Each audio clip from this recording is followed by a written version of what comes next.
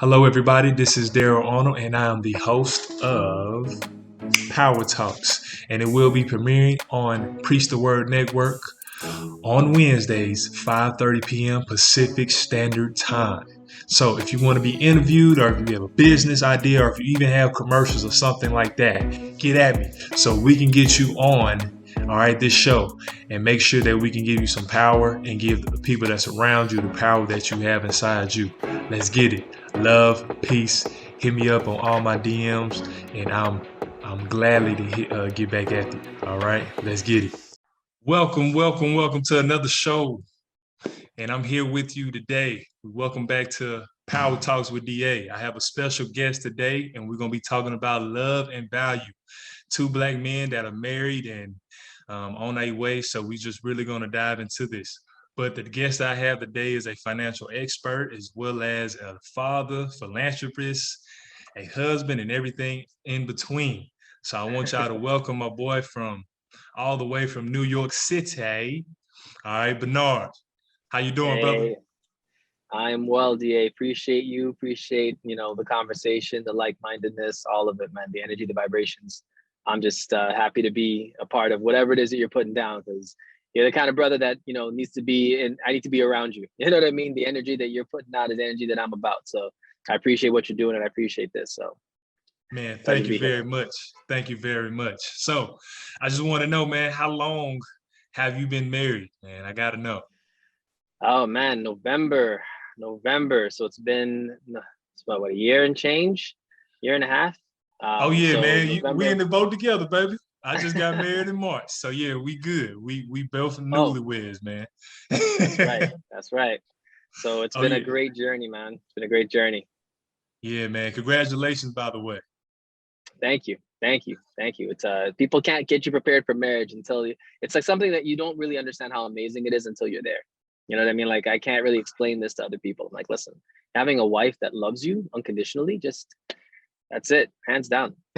Oh yeah. When when she confides to you and she just knows that you just that the protector and provider, but not just in the sense of providing for her with your muscles or with your financial gain, but you there for her for just to listen to and just pick her up or whatever the case may be. She just confides into you for that. That's just like the golden gift. Like, hey, yeah, Hmm. this is how much precious that she has into you, man. That's great.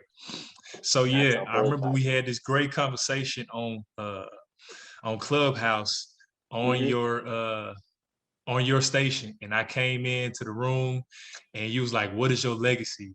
Is it Mm. Mm. intentional or uh or non-intentional?" And I said, "Mine is all about love, just bringing out love and educational to the realm." And then we Hmm. got into this discussion about which one holds more weight, or which one would you say? And it was love and value. I just want to Mm. know exactly what you said and just tell the people what you were talking about when you said value. That was a deep one, man. So yeah, that conversation was great. You added so much value to that conversation. So what I said about it was, I understand love from two angles, right? One from, just a marital aspect where, you have this unconditional love for this person that you've committed to God to be there for, through thick or through thin, sickness and in health, or death you part. And then there's the love that we see out in society where sometimes it's conditional, where it's like, I'm going to love you if you treat me nice. I'm going to love you if you do things for me. I'm going to love you if X, Y, Z.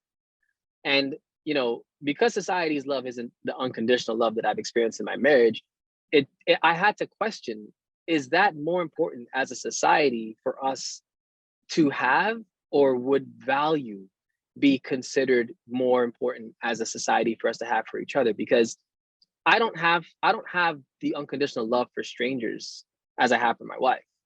However, if I had a value for them, if I valued them highly, then that could take our community a long way, because I'm not showing you unconditional love, but I'm showing you something that's intrinsic that actually just shows that I respect and honor your being, like the presence of your spirit. Like I look at you and I see something that is worthy of not only my love, my attention, but also the value that it intrinsically has. So for me, I had to beg the question in that conversation, like, are we better off having having this societal love that we've seen out here, or having just value across the board for each other? So that was my 2 cents in the matter. And I was like, man, like, I can see the argument for both, and unconditional love is great, but if I didn't sign up to unconditional love you, you're not my wife, then I got to find something else that's going to work for us. So that was the crux of my comments about it.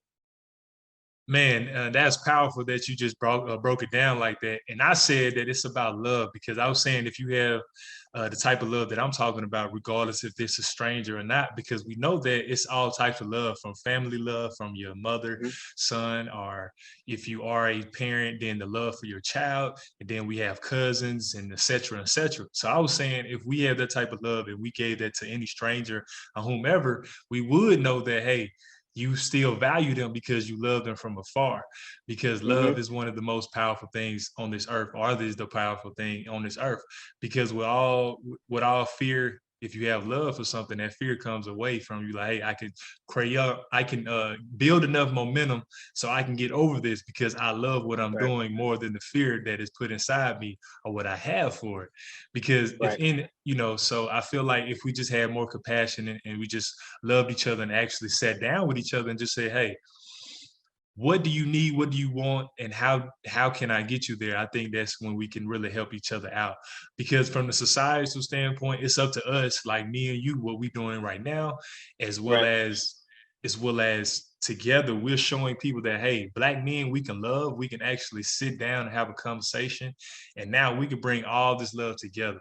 So yeah, that's what I think. And I think it's time for us Black men to actually have this conversation and just say, hey, we need to recruit and what we think love is anyway, from Mm-hmm. a marital standpoint or just any standpoint, so we can actually put more value, as you stated, so we can have more value into these conversations. I agree with that completely. And I think you mentioned something that I kind of want to touch on. Like, we talked about like love and cherishing somebody, right? And just having that same energy when it comes to strangers and people, that we meet in society, other Black men. And I think, the thing that we run into is that a lot of us, especially as Black men, we have experienced a type of love that may not necessarily be the same kind that you and I have for our wives, right? Like, society doesn't love us the way that we love our wives, right? Even though we needed to. And, there has been conversations that, I've had with Black women who have said that, hey, the biggest perpetrators for their, violence towards them or disrespect or whatever has been Black men. And I'm like, okay, so what's the disconnect, right? Because it can't be love, because we understand what it is. We all have mothers, we all have fathers, we all have, people in our lives that are important to us. So we all know and have experienced some type of love on some level.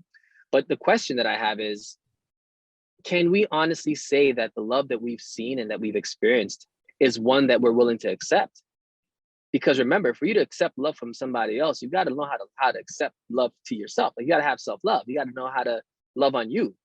And I think as Black men, we don't talk enough about our emotions and the fact that, we need to learn to love ourselves in a healthy way, where we're not competing with other Black men or other people. We're not competing with society. We're just learning to be okay and to love who we are as people, so that we can then extend that love to everyone else. And what you find now in our society is that sometimes folks don't know how to accept the love that you're giving them, because they haven't accepted loving themselves to begin with, because they're still dealing with other things. So, when we talk about love, it gets deep. So for me, that would be the question that I know is going to be something that needs to be answered. But I think the answer to it could possibly be, well, even if we don't have a healthy idea of what love is, because we may have a single family parent system, or we may have been put in prison, or we may have, had a sketchy past, or whatever it may be. If we look at a new word and say, hey, regardless of what your experience has been, why don't you just try valuing everyone that you meet the way that you'd want to be valued, the way that you'd want to be treated? Why don't you just try to put something onto that person's being that isn't about love, but that is something that requires you to address them respectfully, and to be in a space of openness to hopefully growing into that loving space that you and I already are in, but that some others may not be. What are your thoughts about that? Because that's kind of been what's been mulling around my head, like, while you said that. Like, So I would say if we want to talk about value, I feel like we got to value our emotions as Black men, or what you were Yeah, saying. So I feel like the I agree. disconnect, it comes from our we don't have enough discussions as men. Just we like to hang out, but we hanging out just for what? To look at women maybe, or looking at a sports event or something like that. Right, Why are we not congregating more to say, okay, these may be some deeper issues that we may want to talk to, or right, deeper issues or whatever that we can actually involve in. And now, if we can open up to each other, it won't be really no problem if we want to open up to a woman, because I mean, right, we kind of do it. So I feel like it's up to us as leaders, as parents, as as activists in our community, that hey, we get young boys and teach them about how to open themselves up to actually like, hey, did that hurt? If you fall on the bike, and they cry, you don't supposed. I mean, I understand. You be like, hey, get up. You ain't got to cry, but right. you be like, okay, do you cry? Do you cry? All right, you can cry, but how long are you going to cry for? Are you gonna get How long back you? up? Exactly. Are you gonna get back up? What are your options? Let's weigh your options here. All right, you cried. Okay, now Mhm. the pain is kind of simmering down. So what are you going to do with this pain that is channeled inside you? Are you going to Right. hold it inside you and not talk about it? Are you going to release it in another positive way, maybe boxing, whatever the case may be? Are you going to get back on the training wheel and actually ride a bike again? What are you going to do with that pain that you just Right. witnessed? And now you can kind of get to the other elements of like, hey, this is, about love, or hey, everything that you see in the world, this is became from love, from the trees, how they grow and how they die, but they just keep on going that same circle. So I think that's where we need to start at. Just us men just having congregations about, putting that love and that value inside of us.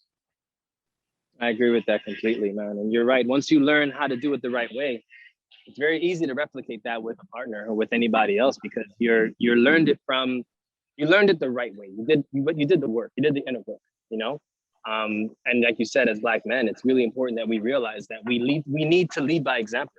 There's a lot of things that are trying to work against us. And you're right. The emotional part is really key. I don't remember. I have a very unique friendship. Like, I have four really close friends that we literally talk about everything, like life, relationships, jobs, opportunities, things like that. And we've had a very intimate kind of conversation when it comes to like how we feel about certain things. And that's helped me in my marriage, because I've been able to have those tough conversations with them, and being able to translate that into having that conversation with my wife. It's been really seamless, you know. But if it wasn't for them, I may not have known how to have a real healthy dialogue, and it's crazy. Like with my boys, I learned to disagree amicably. I learned to like respect their opinion, even though it's not the same that I carry, but to like literally value the fact that they gave an honest recollection of what they believed happened and how they feel about things. And that I could say, even if I don't agree with that, I still love them at the end of the day. That literal interaction has played dividends in my marriage, because I do the same thing with her. I'm like, listen, babe, you and I, we don't agree on this. However, I love you and I respect you and I value you. So let's just try it your way or try it my way, see how it goes. And let's just keep the door open to like making adjustments if need be, and I find that works so much, because she knows that I'm coming from a place of like humility and just like trying to build and not trying to tear down and criticize and things like that. And that's really where that, value and just being able to do the work ahead of time, makes the biggest difference, because you can't do that work in the marriage. You gotta do that shit before, excuse my French. You gotta do that stuff. Excuse my French, y'all. I'm from New York. They curse a lot out here. You gotta do that stuff before the marriage, because the marriage is just a reflection of the Oh yeah, relationship. You know what I mean? yes. So It's communication, and we just got to learn how to communicate.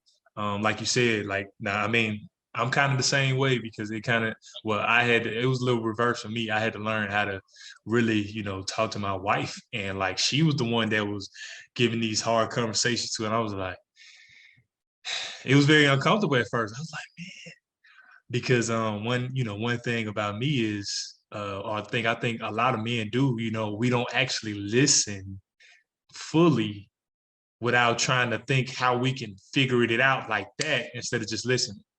Because at the end of the day, your wife or your spouse, she wants you to listen. She didn't tell you to go conquer whatever she's telling you to do right now. She's just telling you to listen. So then maybe you can tweak some things around and stuff. And I think a lot of us just got to be like, all right, I can't fix everything or whatever, but I can listen to her and give her that peace of mind and know like, hey, all right, I'm here, I'm listening. So I had to learn that aspect, but now it's easier for me to, talk to young men or talk to boys or whatever, like, I don't believe in that. Hey, I'm finna go. Because back in the day when I was growing up, it was just like, hey, I just didn't hang around you because I knew that we was not the same. So now, as I got older and mature, now I understand, okay, I can, distance myself, or, we can have this conversation or a friendship until, it gets out of whack, and then I can go my separate ways or something like that. Fact, fact. And you hit the nail. I love that what you said. Like, the fact that sometimes they don't want the solution. They just want to know that you're listening and paying attention. I think that's the biggest transition between being dating and like being married. It's like your wife or your husband is not going to necessarily come to you for a solution. Sometimes they're coming to you because you're their confidant, and they want to be vulnerable with someone who's going to love them through it, right? And sometimes the loving through requires no speaking. There are times where my wife is venting and I'm just like silently like, you got this, babe, or just saying, just making sounds, not offering an opinion, not offering my solutions, just making sounds like, what else? What else? Okay, and how did that make you feel? And just literally, I turn into a reporter and I'm just asking questions about it, because for her, sometimes it's just about walking through it emotionally and not necessarily needing me to tell her what to do. As opposed to, there are times where she's really at a crossroads and doesn't know which direction to take and ask me my opinion. And then I'll give it to you. I'm like, oh, well, if you want my opinion, I'll tell you. I think X, Y, Z. But however, it's your decision to make at the end of the day. Just make whatever decision you think is best, and I'll support you regardless. And I think that has worked for us. And like, you were having those conversations with your wife where it's like, she's welcoming the conversations and having you go through it, and like, that's like initiation 101, man. Newlyweds. That's how it goes for us, man. Oh yeah. So man, I gotta know. So how did you transition? How long? So how long y'all been dating?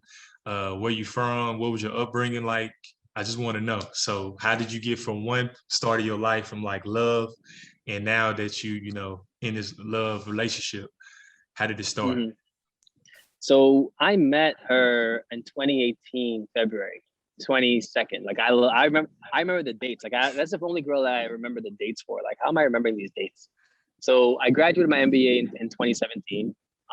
Met her in 2018. And then literally from there, we spoke every single day. Like the day that I met her, I have only spoken to her every single day since then, period.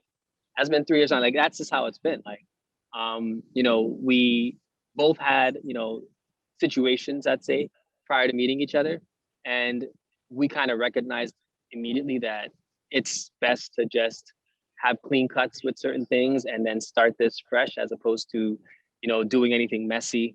And I told her, I was like, listen, I just met you yesterday. I'm like, I'm about to cancel everything I got going on right now. And whenever you're ready, I'll be right here to continue this conversation. And I meant it. Literally that night, I had a conversation with someone that ended, and I was just sitting there twiddling my thumbs for the next couple of weeks. Like, I'm not here to play. Like, I'm serious. I see you. And like, it was crazy. Like, I felt like I met her spirit before I met her. Like, as soon as she walked up and I saw her, I was like, that's a wife. Actually, that's my wife. Okay, cool. Like, literally, that's the thought that came in my head. And I was like, nah, that's not, you're bugging. I'm like, oh, just answer her question and let her keep moving. And then it happened again. I was like, oh, so you're supposed to be my wife. Okay, cool. All right, well, if that's the case, well, go big or go home. Let me just go cancel everything else and just wait for my wife. I'm not here to play games. So that's what happened. And I think in her version of the story, she's like, she saw me. She's like, ah, he looks like a zaddy. I didn't even know what that was, or that term. I'm old. I don't know what that means. So I was like, these are words I've never used or had used with me. So I don't know what that's about. But that's what she saw. And she's like, yeah, I can see myself with him. I'm like, okay, cool. She took a little bit longer to come around because, again, women do take their time because, again, their decision's a lot more in depth than ours, I guess.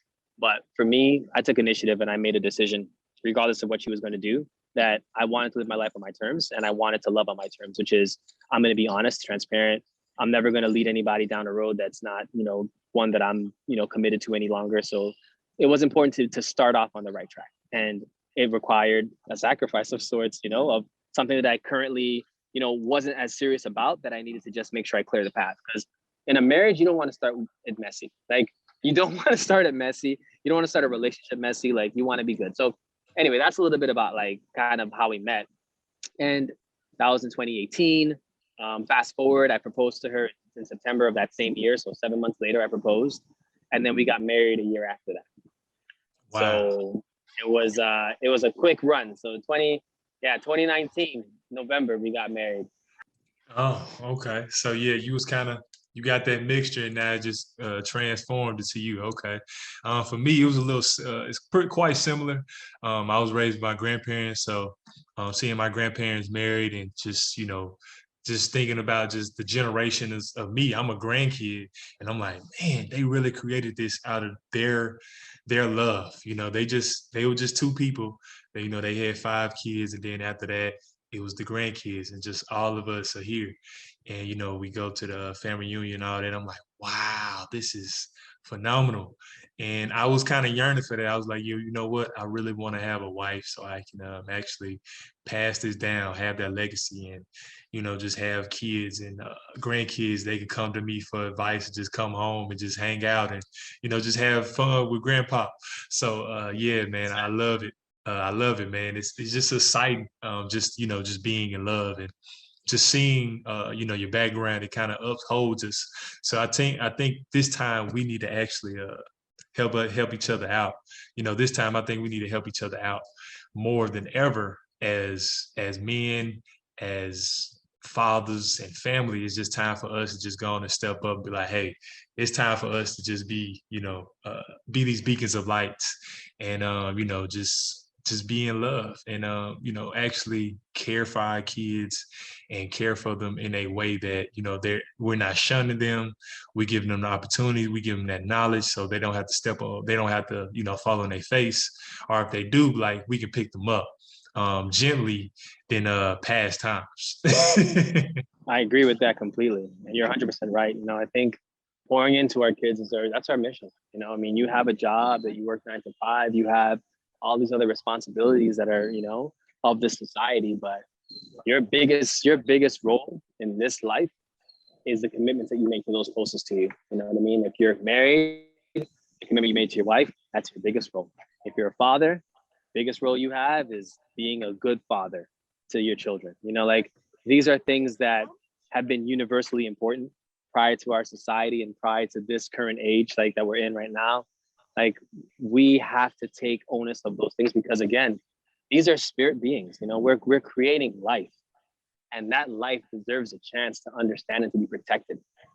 So many girls that I know growing up had very difficult times with their sexuality because of uncles or cousins or older people in their lives that abuse them. And no one's talking about that and making that conversation mainstream, where it's like, hey, as a father, your first job is to protect your family from everyone within and without, right? So it's like, are you, as a man in your house, are you protecting the integrity of your daughter?